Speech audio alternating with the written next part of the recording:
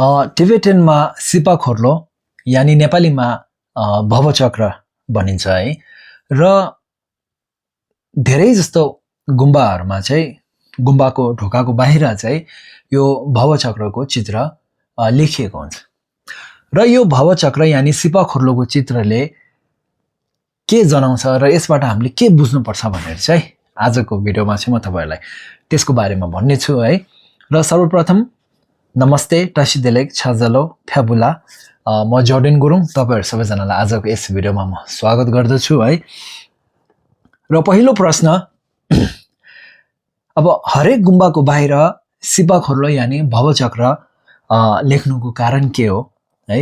र साथै यो सिपाखोर्लो यानि भवचक्रको पहिलो चित्र चाहिँ कहिले र कसले बनाएको हस् त। र यसको यो अब भवचक्र यानि सिपाखोर्लोको पहिलो चित्र भने गौतम बुद्धको बेलामा है, गौतम बुद्ध जीवित भएको बेला चाहिँ राजा बिम्बिसारा भन्ने एकजना हुनुहुन्थ्यो है। र उहाँले चाहिँ उदयना राजा उदयना भन्नेलाई उपहार दिन निम्ति चाहिँ अब के उपहार अब दिनु पर्यो भनेर चाहिँ राजा बिम्बिसारले चाहिँ गौतम बुद्धलाई सोध्नु भएछ। र गौतम बुद्धले चाहिँ अब तिमीले यो सिपाखोर्लो यानि भवचक्रको चित्र यस्तो बनाउनु यस्तो यस्तो बनाउनु भनेर चाहिँ यो त्यो बनाएर चाहिँ अनि राजा उदयनालाई दिनु भनेर उपहारको निम्ति दिनु भनेर भन्नुभएको रहेछ। र त्यति बेला चाहिँ सर्वप्रथम यो सिपाखोर्लो यानि भवचक्रको चित्र लेखिएको रहेछ। र अब गुम्बाको हरेक गुम्बाको बाहिर होस् या अथवा यो चित्र लेख्नुको कारण के थियो त भन्दाखेरि चाहिँ अब हामी मानिसहरूले अब चाहे गुम्बामा जाओस्, अब आजकलको अब अहिलेको कुरा गर्ने हो भने जब हामी गुम्बामा जान्छौँ, हरेक गुम्बामा प्राय जस्तो गुम्बामा चाहिँ गुम्बाको ढोकाको मेन ढोकाको बाहिर चाहिँ तपाईले यो भवचक्रको चित्र देख्नुहुन्छ। यो देखेर मान्छेले के बुझ्नु पर्यो अथवा के थाहा हुन्छ भने हामी यो दुःखभरी संसारमा कसरी जन्म लियौं है। हामीले धर्म यानि पुण्य यानि राम्रो काम गर्यो भने हामीलाई के हुन्छ, हामी कहाँ जन्मिन्छ है।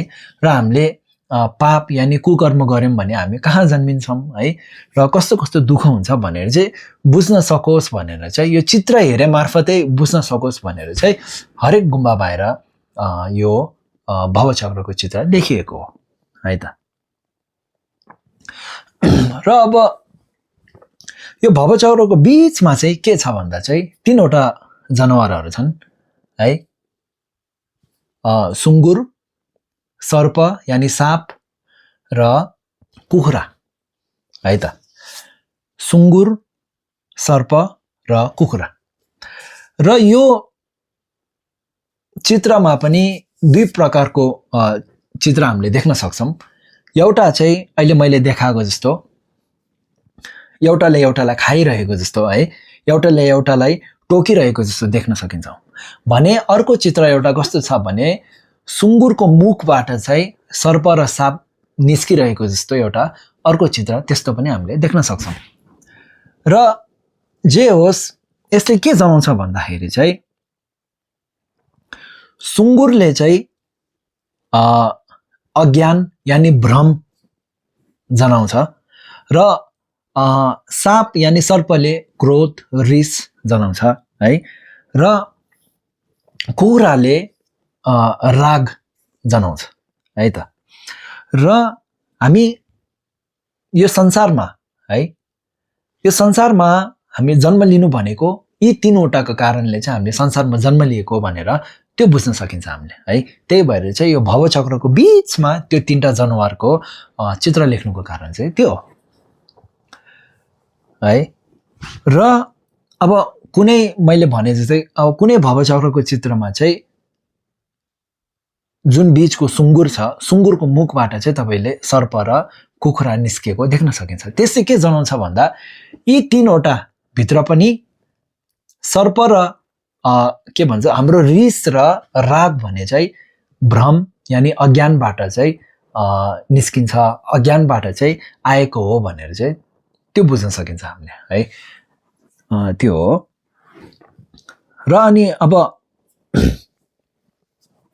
अर्को कुरा, र त्यसपछि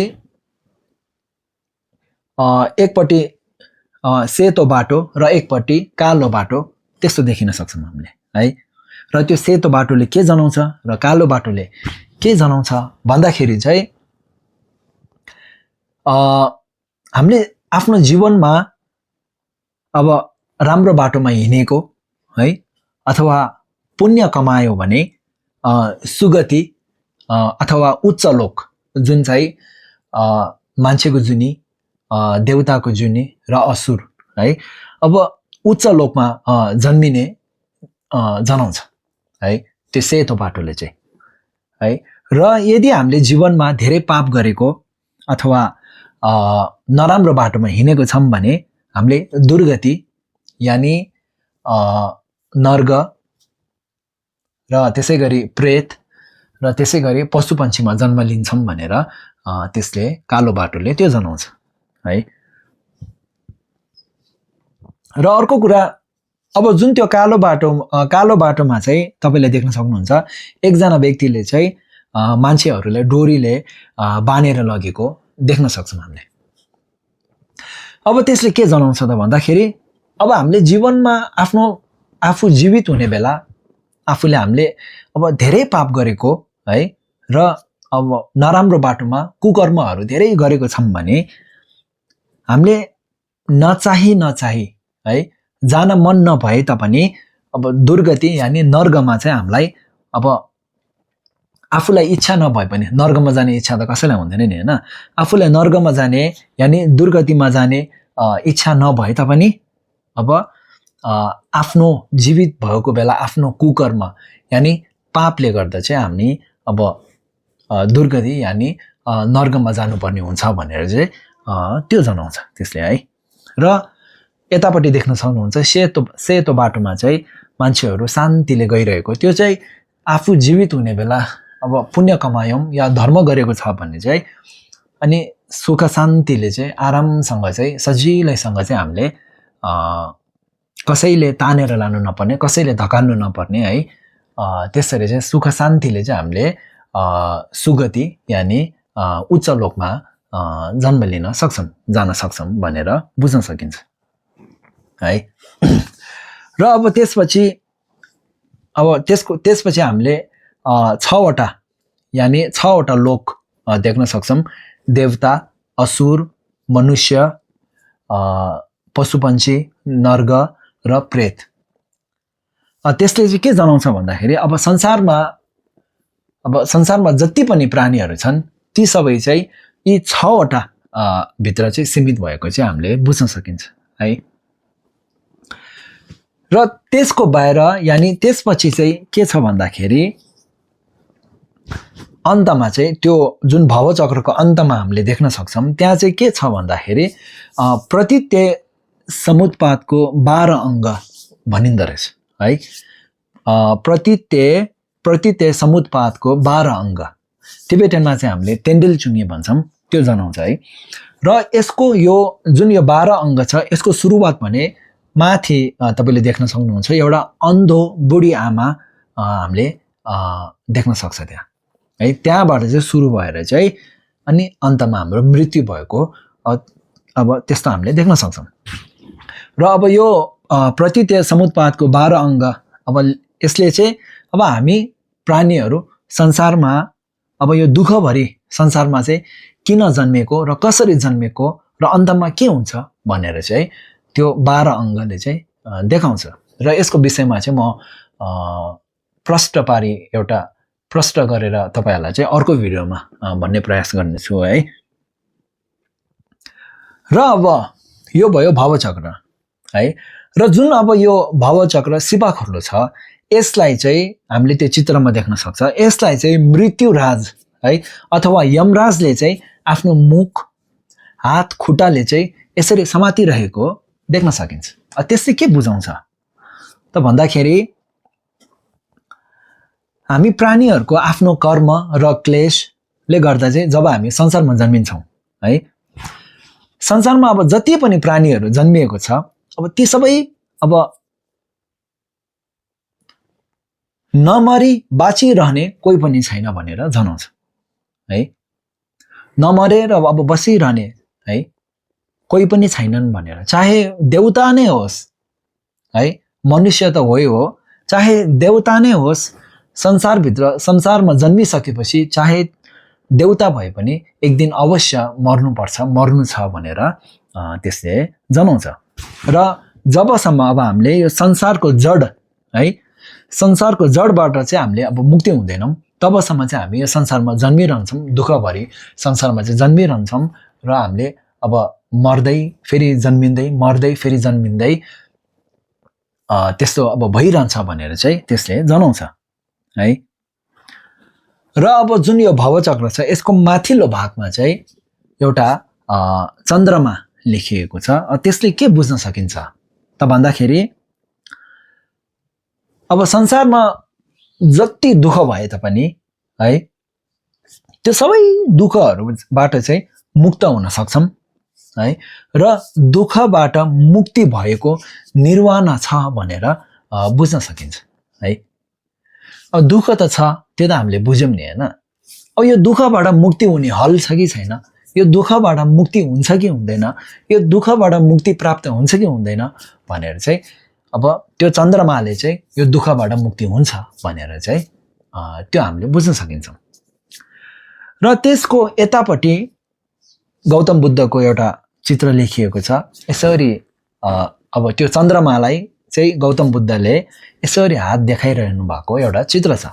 त्यसले के बुझ्न सकिन्छ भन्दाखेरि अब यदि हामीले यो संसारको सारा दुःखबाट मुक्ति भएको निर्वाण चाहिँ छ त्यो प्राप्त गरेन भने है अझै पनि धेरैभन्दा धेरै यो संसारमा जुनी लिइरहनेछ, यो दुःखभरि संसारमा हामीले दुःख भोगिरहनु पर्नेछ भनेर चाहिँ जनाउँछ। र यो दुःखभरि संसारबाट मुक्ति हुनु अथवा यो दुःखबाट मुक्ति हुनलाई चाहिँ अब यो दुःखबाट चाहिँ मुक्ति हुन सक्छौँ है, र यो दुःखबाट मुक्ति भएको एउटा निर्वाण भन्ने छ भनेर चाहिँ त्यो चन्द्रमामा हात देखाउनुले चाहिँ त्यो बुझ्न सकिन्छ हामीले है। अब त्यसैले चाहिँ अब हामीले यो दुःखबाट मुक्ति हुने जुन चाहिँ अब बुद्धले अब धेरै अब त्यस विषयमा दुःखबाट कसरी मुक्ति हुने भनेर चाहिँ गौतम बुद्धले धेरै प्रकारका धर्म प्रवचनहरू दिनुभएको छ है। त्यो पनि म तपाईहरुलाई जान्नु छ भने बिस्तारै त्यो विषयमा पनि म भिडियो बनाउने छु। र यसै गरी अब आजको यस शिवा खोर्लो यानी भवचक्रको भिडियो चाहिँ अब मैले यो छोटो भिडियो चाहिँ अब यही समाप्त गर्नेछु है। र अघि भने चाहिँ तेन्डेलचुङ्गी यानी त्यो 12 अङ्कको विषयमा चाहिँ म राम्ररी एउटा अर्कै छुट्टै भिडियो बनाउने प्रयास गर्नेछु है। तपाईहरुलाई जान्नु मन छ भने त्यो भिडियो पनि हेरिदिनु होला है। र हस् त अनि भिडियोको अन्तसम्म हेरिदिनु भएकोमा एकदमै धन्यवाद। र त्यसै गरी अब अरु धर्म सम्बन्धित अरु केही जान्नु मन छ भने तल कमेन्टमा लेख्नु होला है। हस् त अनि फेरि पनि अर्को भिडियोमा भेटौँला। हस् त धन्यवाद।